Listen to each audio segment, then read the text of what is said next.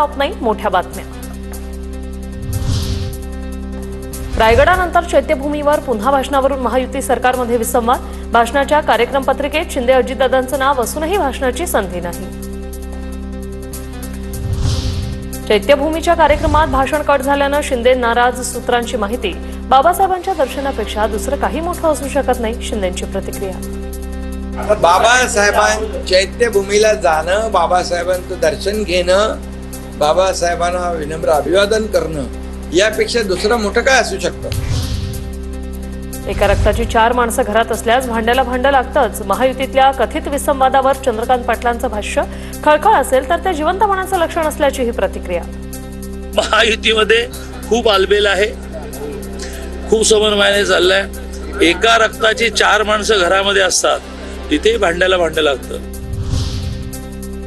मुंबई पालिकेकडून शहरात 5 ते 6 हजार टँकरद्वारे पाणी पुरवठा सुरू। मोठ्या प्रमाणात टँकर चालक न मिळाल्यास नागरिकांना पाणी टंचाईचा सामना करावा लागण्याची शक्यता। मुंबईतील टँकर चालकांचा संप अखेर मागे। टँकर चालक आजपासून पुन्हा कामावर रुजू होणार। रात्रभर टँकर चालवून पाण्याची समस्या दूर करणार, टँकर असोसिएशनकडून स्पष्ट। मुंबई महापालिकेने टँकर लॉबीवर कारवाई करावी। टँकर लॉबीत परप्रांतीय लोक मोठ्या प्रमाणात, मनसेच्या संदीप देशपांडेंची मागणी।